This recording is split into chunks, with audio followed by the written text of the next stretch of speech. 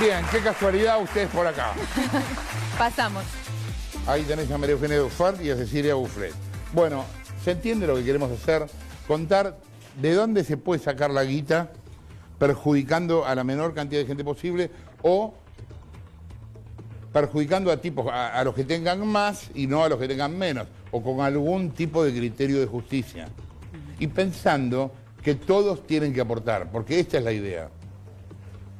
¿No? Lo ideal sería que un ajuste no fuera un ajuste, fuera una donación. Ahora, anda a conseguir una donación. Nadie te la va a dar, la vas a tener que hacer obligatoria. Ahora, lo bueno sería que cada uno desde su lugar diga, bueno, mira, yo gano 10, voy a dar 1. Pero no que te quiten 9 para después quitarle 1 a un tipo que a lo mejor tiene 4.000. A ver. Arrancamos. Mira, arranquemos por un número grande que está en el presupuesto, que no puede discutir nadie y que está en el presupuesto que vamos a ver ahora, es el del 2018. 346.000 millones de pesos en el presupuesto se llaman gasto tributario. Básicamente quiere decir impuestos que el gobierno no cobra. Bueno, ustedes vieron a sectores específicos. Ustedes vieron que ahora se está diciendo que el gobierno necesita juntar con todo el tema del fondo y la guita, etcétera. ¿Cuánta plata? 450.000 millones de pesos. Es casi, pongámosle que sea más o menos parecido a esto. No, esto es del 2018, el 2019 esta cuenta va a ser más grande, parecido. Así que va a ser parecido. El gobierno necesita hoy juntar alrededor de esa plata. ¿Y saben qué? Esa plata se la pierde el Estado por no cobrar. Ahora vamos a ver a quienes no les cobra. Pero se podría no haber modificado nada si el Estado empezara a cobrarle a todos a los que no les cobra, no hubiera hecho falta aumentar las exportaciones o aumentar bienes personales. Claro, las retenciones. Las retenciones a las exportaciones. ¿Por qué? Porque más o menos las cuentas le darían. Sí. Pero no, ¿por qué? Porque hay un montón de gente que no paga.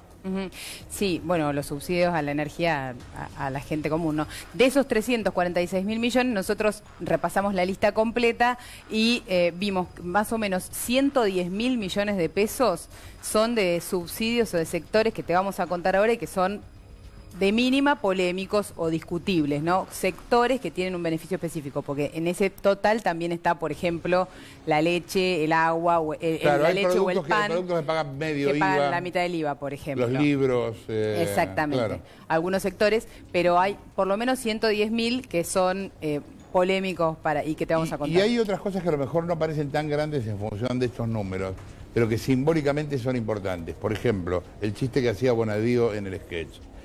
Los judiciales no pagan ganancias.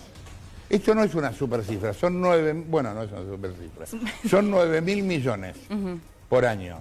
No cubrís los 400.000, pero tenés un 10%, un 20% de eso. Esto es como la economía doméstica. Un día, si vos tenés que ahorrar, ¿qué haces? Un día no salís a comer afuera, no te compras una cartera, no gastás de a puchitos podés llegar tal vez al dinero. Eso que vos decías recién, los jueces y los empleados judiciales, a partir de una acordada de la Corte, en un momento dijeron, bueno, nosotros no pagamos ganancias, porque supuestamente atentaba como contra la independencia de los funcionarios judiciales. En 2016 hay un cambio, hay una ley que dice, a partir de ahora, todos los que ingresen al Poder Judicial van a ser como el resto de los trabajadores y van a pagar ganancias. ¿Qué pasa? Por supuesto, eso se judicializa porque ¿cuándo es un nuevo empleado judicial? Cuando pasa, por ejemplo, de secretario a juez o cuando recién ingresa. Si es cuando recién ingresa, tendríamos que esperar a que cambie todo el sistema judicial, o sea, todos los miembros del Poder Judicial, de mínima 20 años. Esos son 9.000 millones de pesos al año, según los cálculos del presupuesto 2018.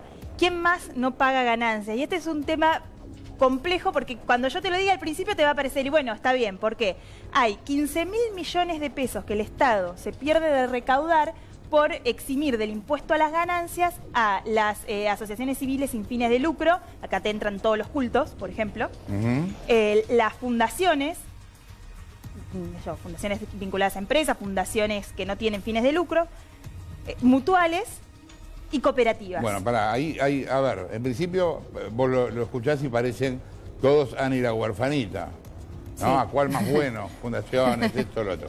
Claro. Acá el problema es que lo que falla, me parece a mí, son los organismos de control que muestren que, por ejemplo, las mutuales, a veces son mutuales, pero otras veces son prestamistas, con una cueva en Puerto Madero que dice mutual el cartelito.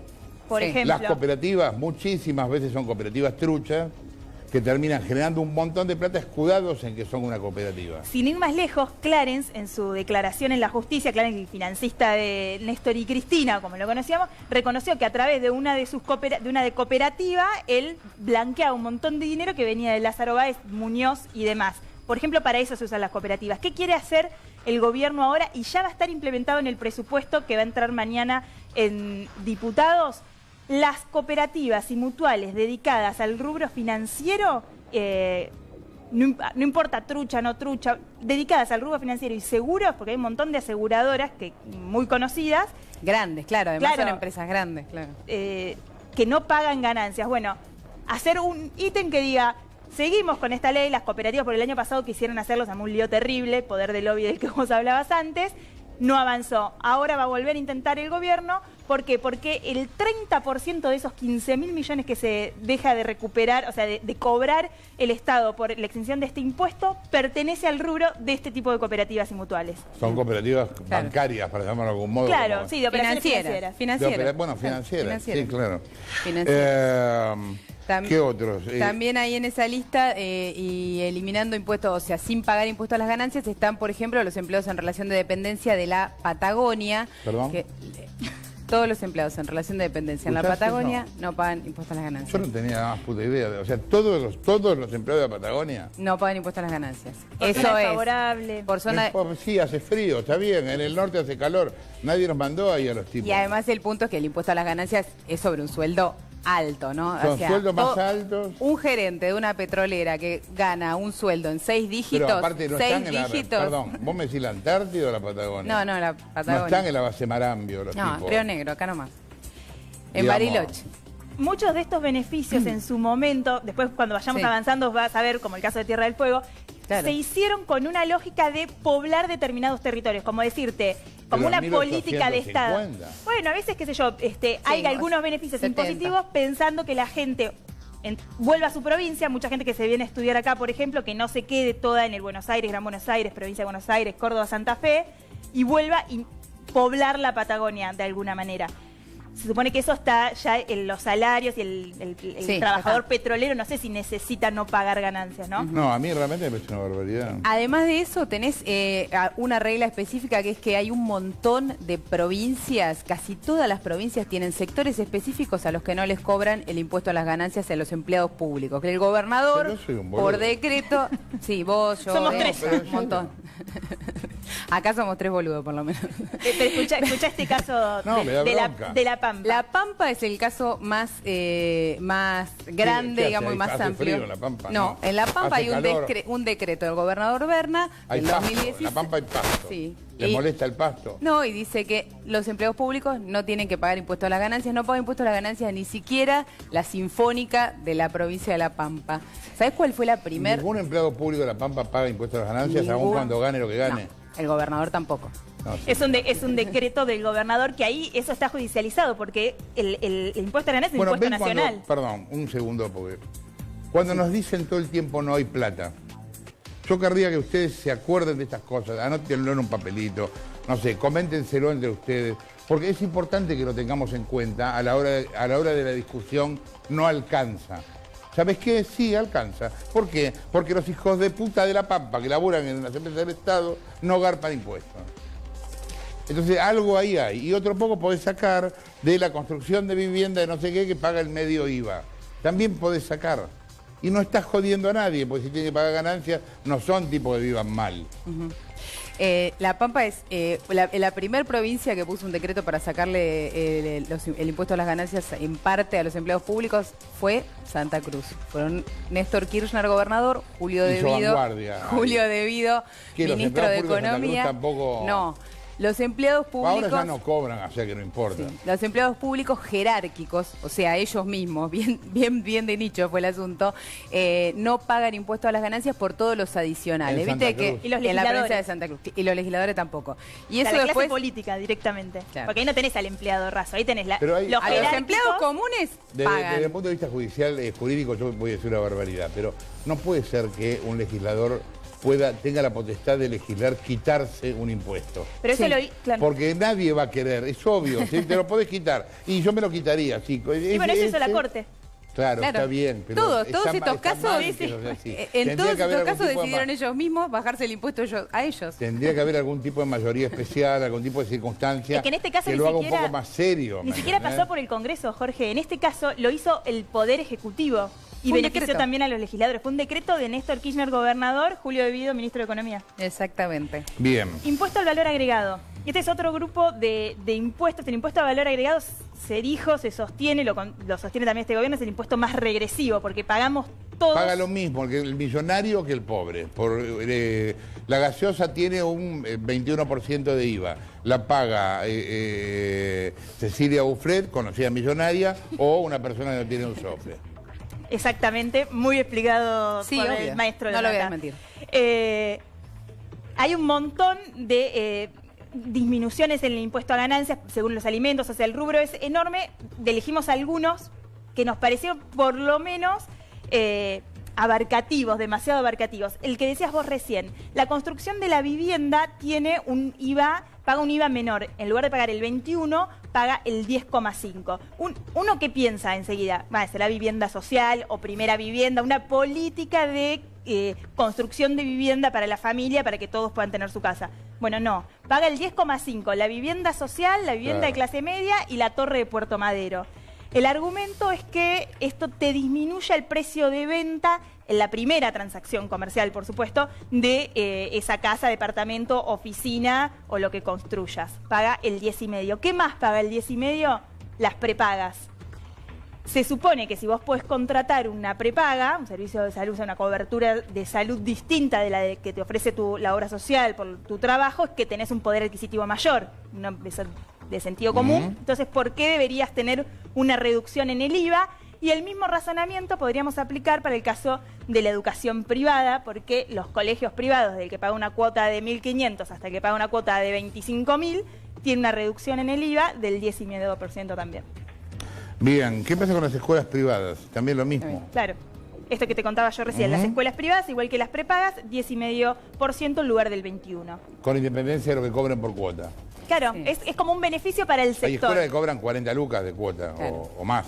Vale, Estamos hablando de una parroquial. Claro, una parroquial que cumple una función que incluye chicos que no tienen cupo en la escuela pública y que al Estado le funciona, digamos, como un ahorro, más que como un gasto, tiene la misma disminución de IVA que un colegio de 20, 30, 40 lucas por Otra mes. cosa que paga el 10,5% de IVA, la mitad del IVA, es la compra-venta de obras de arte.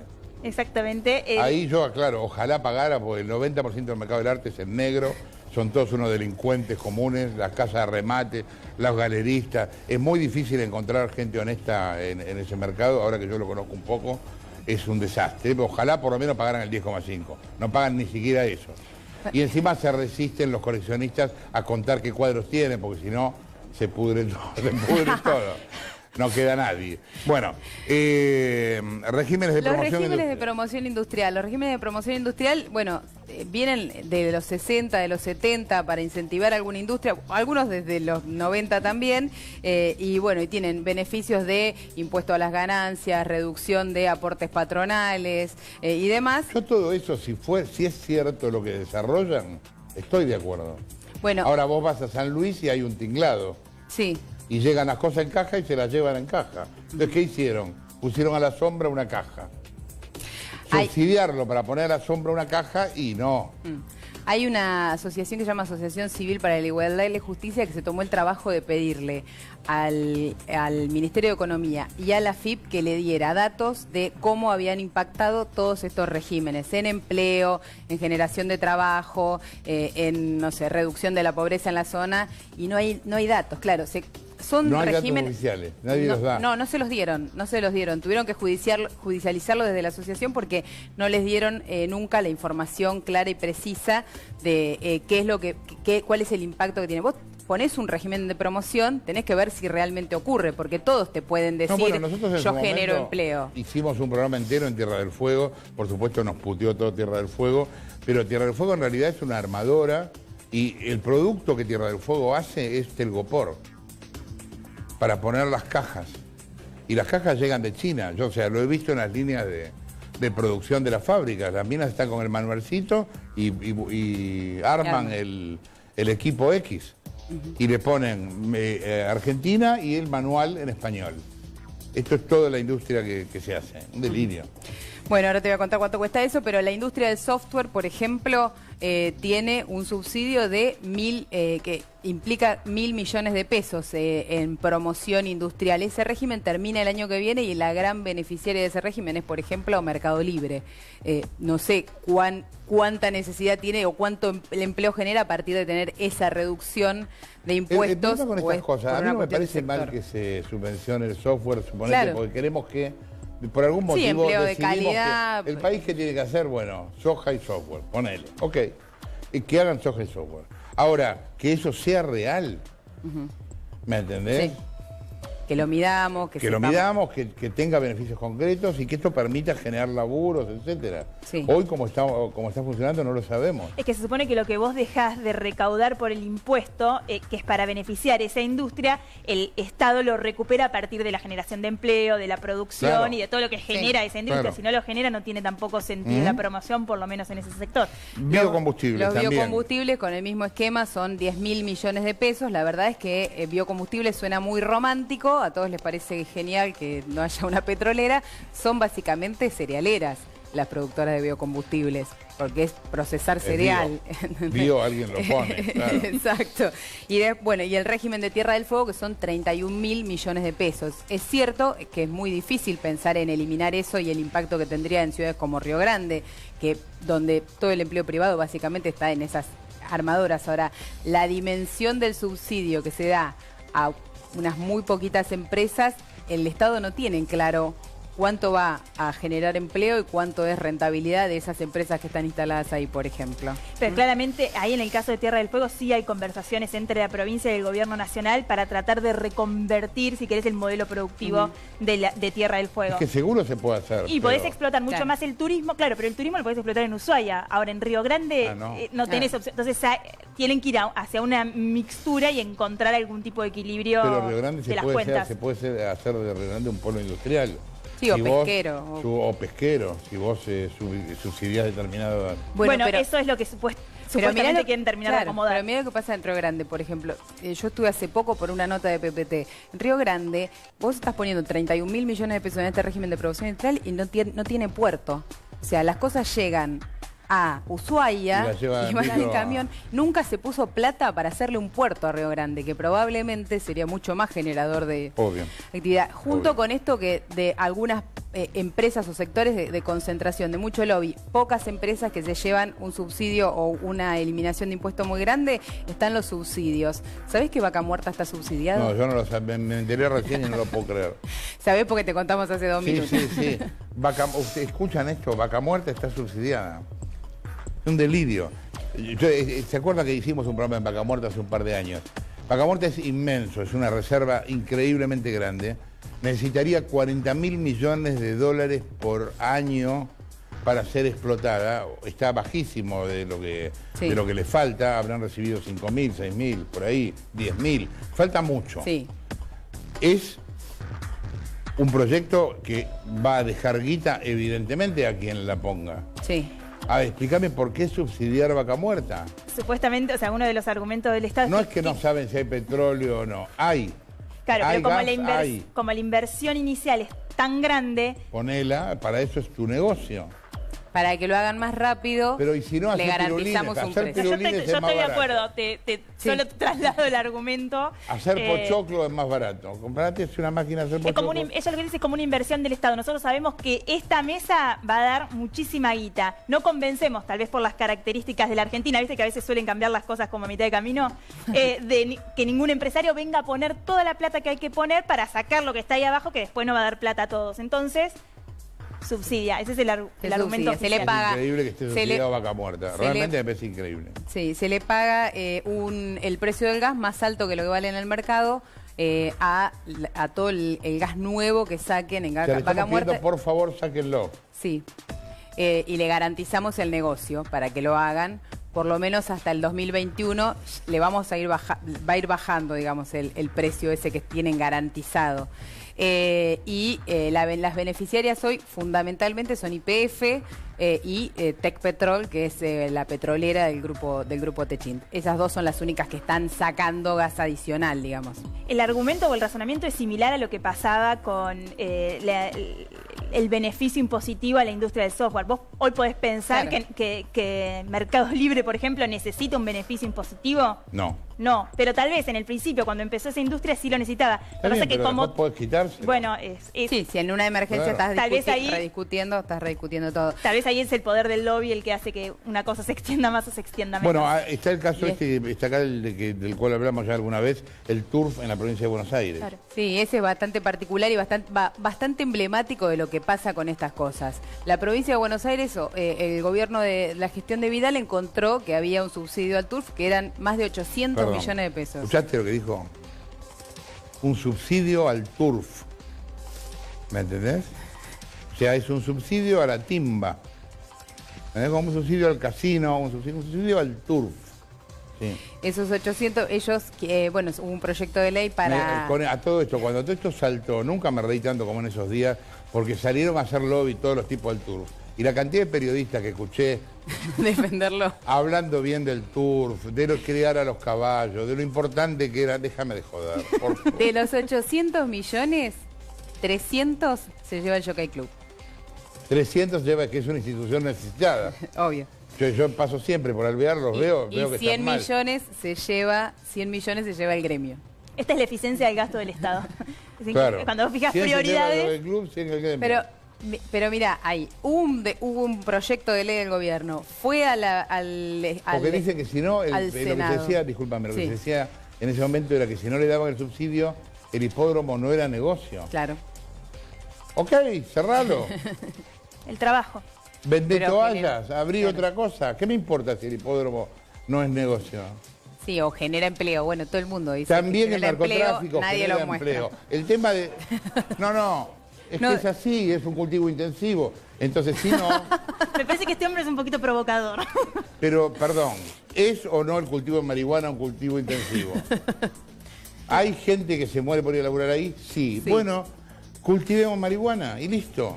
Si es por la cantidad de gente. Es ridículo como argumento el tema del empleo. Le eximimos el impuesto a la es un gato mordiéndose una cola.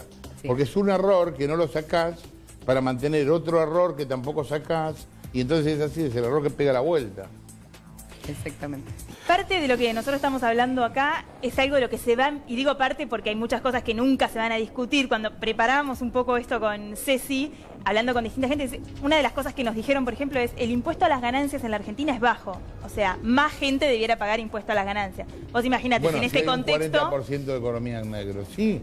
No, pero además, de la que está en blanco, en lugar de que vos empieces a pagar a partir de que cobras 35.000 pesos, tendrías que empezar a pagar desde que cobrás 22. Imagínate si vos decís una cosa así hoy. Es imposible. Ahora, en el mundo es así. Sí, pero porque el IVA no es 21%. No, porque lo que pagás por el resto de los impuestos no es lo mismo. Pero pagan. Sí, obvio, pero es inviable. Pero al final del camino, en tu economía, digamos... Impacta menos, decís vos. Claro, la presión impositiva que tenés es menor, entonces el dinero te alcanza más, que en definitiva es de lo que estamos hablando, de cuánto te alcanza o para qué te alcanza la plata o el sueldo que cobras. Y un poco así es también lo que va a discutir, o lo que ya empezó a discutir el gobierno nacional con las provincias, que es cómo hacemos este ajuste, o sea, cómo llegamos al déficit cero. Hay una cosa que es como macro de las cuentas grandes, pero el que tiene que llegar al déficit cero es como la economía o la administración del Estado Nacional, no necesariamente las provincias. Hay muchas provincias que tienen equilibrio fiscal, como por ejemplo San Luis, que por eso no entró al pacto fiscal en su momento, que tienen que sus cuentas están en orden, que están bien, y dicen, vos tenés el problema, nación, yo no tengo nada que ver, arreglá tus cuentas como puedas, llegar al déficit cero como puedas, hablar con Lagarde, no sé, es tu mambo. Parte de eso es lo que se va a discutir, te decía, mañana en Diputados, va a Duhovne a las 12:30 a presentar la presentación oficial del presupuesto.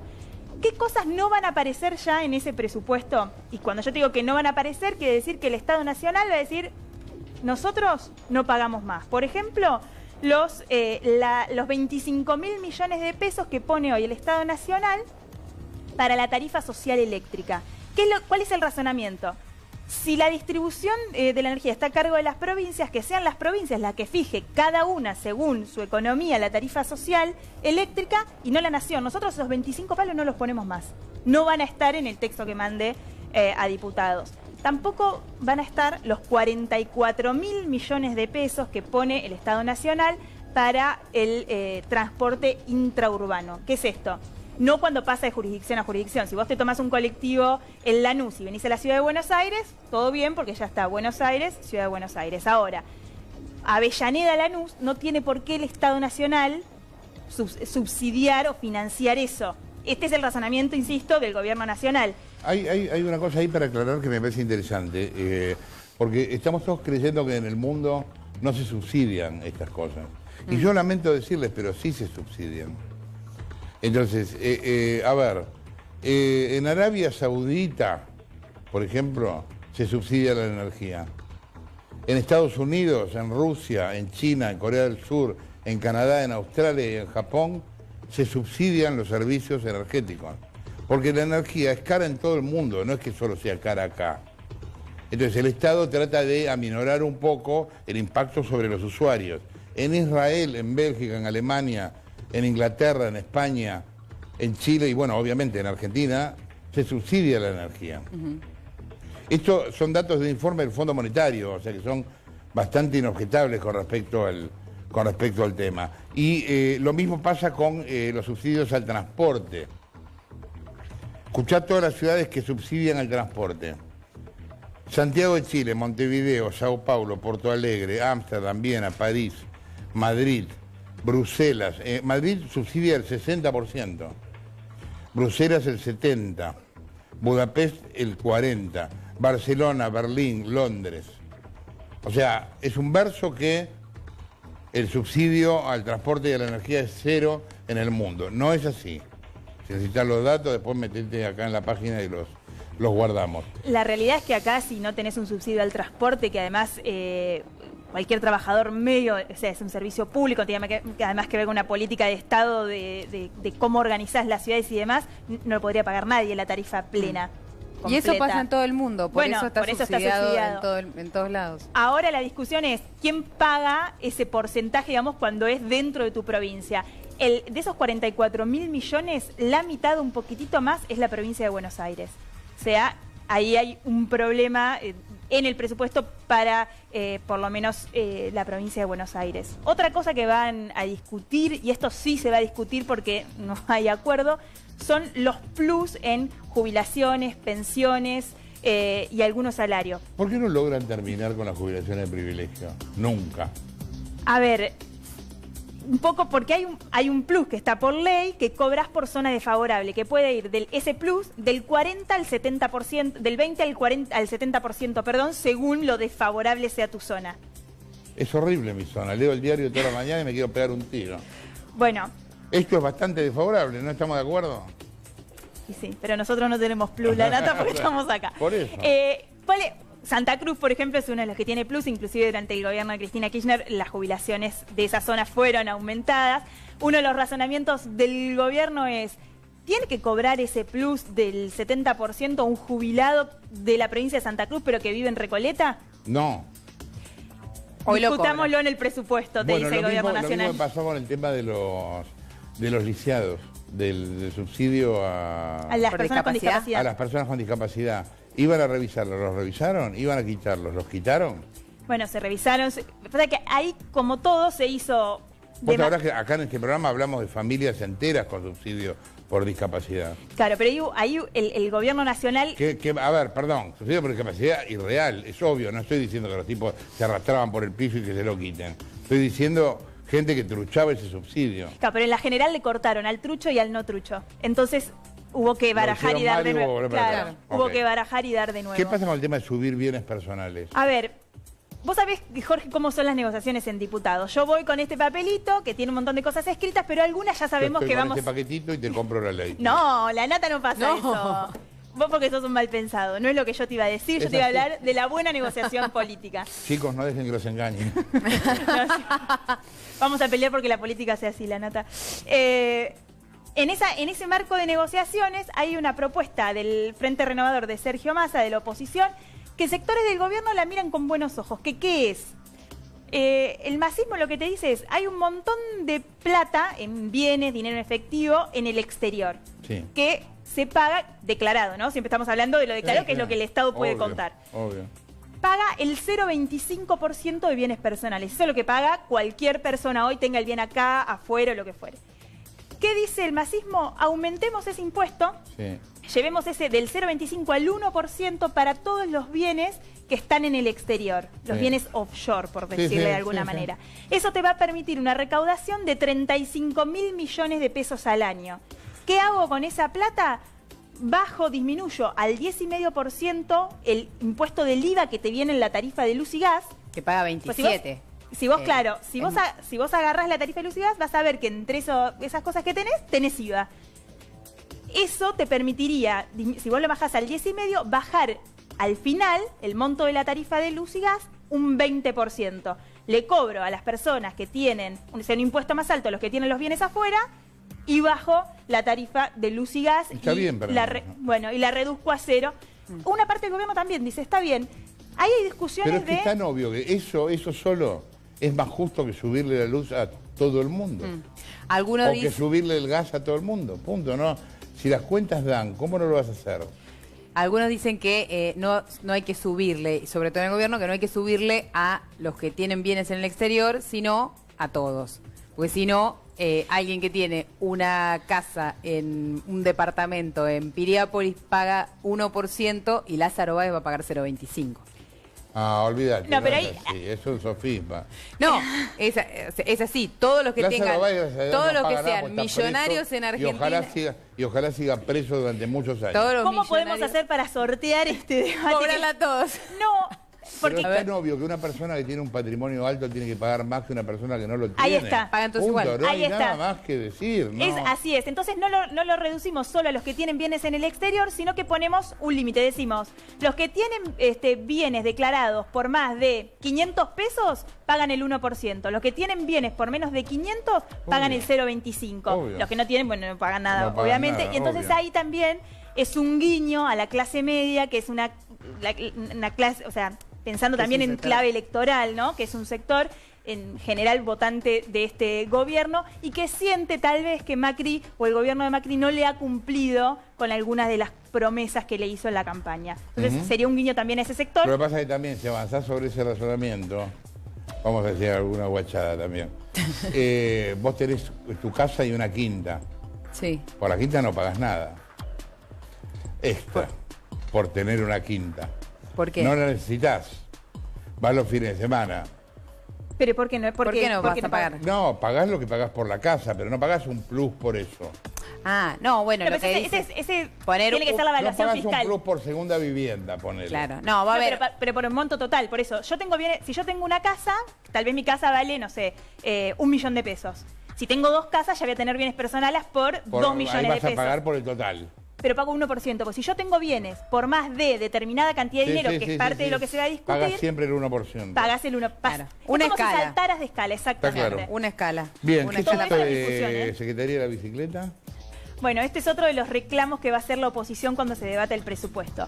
Hay una secretaría que es la Secretaría Nacional de Transporte No Motorizado, que es la... No me miro con esa cara porque me hace reír la nota. Perdón, es mi cara, ¿qué querés que haga? Les pido disculpas. No, bueno, no te voy a mirar yo. No, está Ahí bien. Ahora estoy Me voy a poner seria. Hay una Secretaría Nacional de Transporte. No, bueno, basta. Acá está. Esto Escuchá. es bullying, la nota.